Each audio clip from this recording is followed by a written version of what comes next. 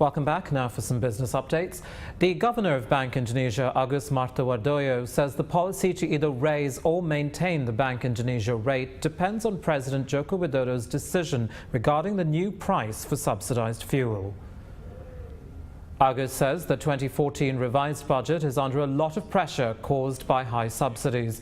President Widodo will divert 3,000 rupiah per litre in fuel subsidies to other sectors, allowing the state to save 150 trillion rupiah.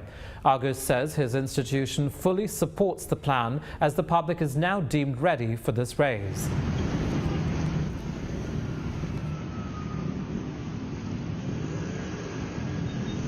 Kalau nanti itu memang diputuskan, kita sambut baik. Tetapi kalau belum diputuskan, kita tunggu dulu. Nanti saya akan bisa sampaikan pandangan kita kalau memang sudah diputuskan.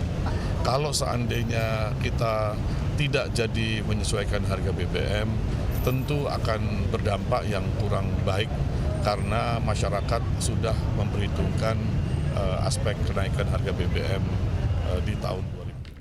PT Medco E&P Indonesia will divert its Block A gas production flow in Aceh to PT Pertamina. This is a change from the original plan to directly distribute to PT Pupuk Iskandar Muda. PT Pupuk Iskandar will now receive gas from the Pertamina Arun regasification project.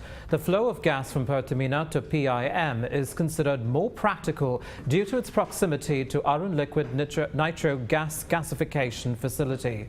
Pertamina's subsidiary PT Pertagas will be responsible for that flow. A 6-kilometer pipe will be procured for the project.